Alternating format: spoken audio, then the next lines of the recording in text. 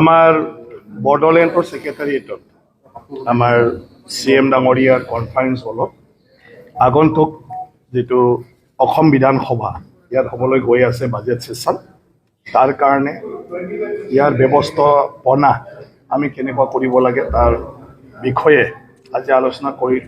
Related ডিপাৰ্টমেণ্টবিলাকক লৈ ফালে police প্ৰশাসনো ইয়াত আছে অসম পুলিচ বিভাগৰ উচ্চ স্তৰৰ বিষয়াসকল আহিছে আৰু আমাৰ CM ডাঙৰীয়া স্পিকাৰ ডাঙৰীয়া ইয়াত আৰু আমাৰ অসম বিধানসভাৰ সকলোৱে আছিলে সব আমাৰ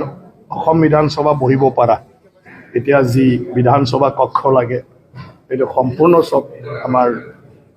ৰেডি হৈ আছে তাৰ বাদেও আমাৰ মুখ্যমন্ত্ৰী ডাঙৰীয়া গভৰ্ণৰ ডাঙৰীয়া সবে ইয়াত আহি বহিবৰ কাৰণে যে চেম্বাৰ লাগে আমাৰ অলৰেডি এইটো আছে মন্ত্ৰী ডাঙৰীয়াসকলৰ কাৰণেও আমি সব চালো গোটেইটো আছে গতিকে কোনো ফালৰ পৰা অসুবিধা নাই এটা বিধানসভাত আমাৰ ৰিপৰ্টাৰ্ছ গেলাৰী সেইটো আমি চাইছোঁ এইটো সাফিচিয়েণ্ট আমাৰ অসম বিধানসভাৰ যে আছে তাৰপিছত আমাৰ ভিজিটৰ্ছ গেলাৰী সেইটো আমি চাইছোঁ কম বেছি পৰিমাণ হ'লেও যিহেতু আমাৰ নিয়মটো আধা ঘণ্টা বিধানসভা চোৱাৰ পিছত সবে কি কয় চিটটো এৰি দিব লাগে সেই হিচাপে বহুখিনি আমি বিধানসভা চাবলৈ দিব পাৰোঁ তাৰ বাদেও ইয়াত আহা মানুহখিনিয়ে বিধানসভা চলি থকাটো চাই থাকিবলৈ বিভিন্ন ব্যৱস্থা থাকিব ভিতৰতো বাহিৰতো সেইবিলাক কথা আমি পাতিছোঁ বাকী আমাৰ BTC চৰকাৰৰ তৰফৰ পৰা CM ডাঙৰীয়াই যিমানখিনি আৰু প্ৰয়োজন আছে সেইখিনি এৰেঞ্জমেণ্টটো কৰি দিব গতিকে সম্পূৰ্ণ দায়িত্ব আজি BTC কৰ্তৃপক্ষই ল'লে গতিকে আমি ভাবোঁ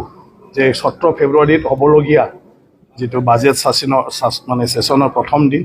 আৰু গভৰ্ণৰে সেইদিনা ভাষণ ৰাখিব বিধানসভাত গতিকে সেইদিনাৰ যেটো সেশন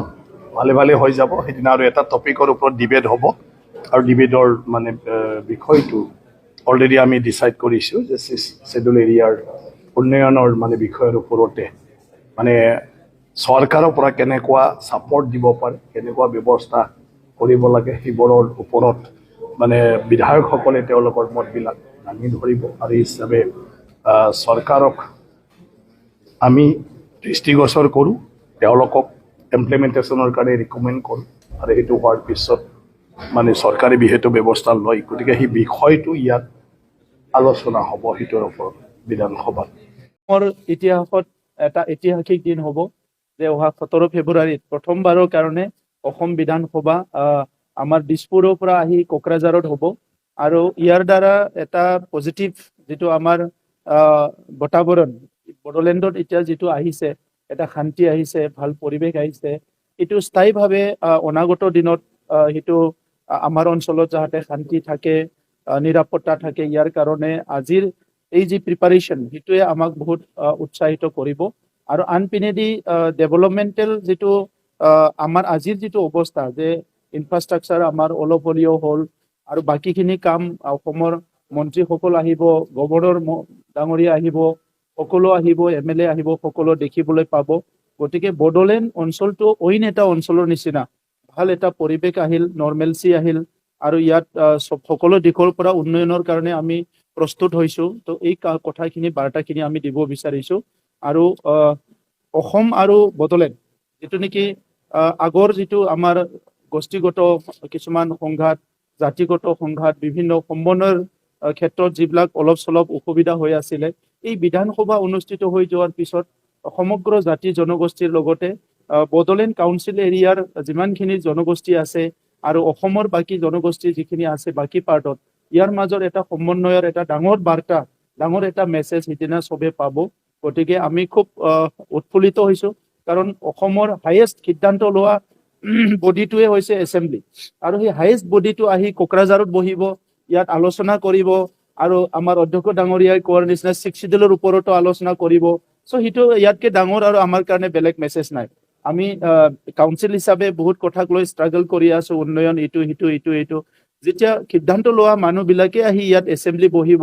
আমাৰ কাৰণে কিবা এটা কথা ক'ব কিবা এটা ৰেজুলেশ্যন ল'ব সেই কথাটোক লৈ আমি BTC অঞ্চলৰ 35 লাখ জনসাধাৰণ হৈ আমি অসম এছেম্বলিক আদৰণি জনাইছো আৰু আমি সকলোৱে 17 তাৰিখটো ৰখি আছো যে ইটো অসম বিধানসভাৰ কাৰণে বিধানসভা আমাৰ কাৰণে কিন্তু 17 তাৰিখটো এটা ডাঙৰ উৎসৱ। গতিকে আজি বড়োলেণ্ডৰ সকলো জাতি জনগোষ্ঠীক লৈ আমি অহা 17 তাৰিখটো আদৰিবলৈ আমি প্ৰস্তুতি চলাম। আমি 27 জানুৱাৰীত বিটিআৰ যিটো একৰ্ড, সেই একৰ্ডটো চেলিব্ৰেট কৰিম আৰু ইয়াত আমি প্ৰগ্ৰাম কিছুমান ছেটিং কৰিছোঁ। পুৱাৰ ভাগত আমাৰ এটা শান্তি ৰেলী হ'ব 40টা সমষ্টিত, আৰু গধূলিৰ সময়ত আমাৰ ডিপাৰ্টমেণ্টেল এৱাৰ্ডবিলাক আমি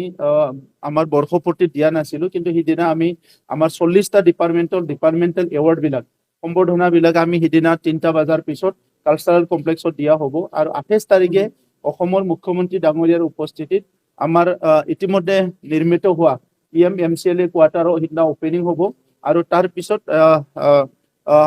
বহুত ডাঙৰ এটা পাব্লিক গেডাৰিঙত এই 5 বছৰ যে আমি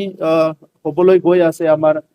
চৰকাৰ, আৰু লগতে শান্তি চুক্তিটো যে 5 বছৰ হ'ল, ইয়াত যিটো উদ্দেশ্যত চুক্তি কৰিছিলে এই উদ্দেশ্যটো যে সম্পূৰ্ণভাৱে সফল হৈছে, শান্তি সম্প্ৰীতি নিৰাপত্তা সকলো দিশত, এই কথাখিনি অহা 28 তাৰিখত মুখ্যমন্ত্ৰীৰ উপস্থিতিত আমি সকলো চেলিব্ৰেট কৰিম।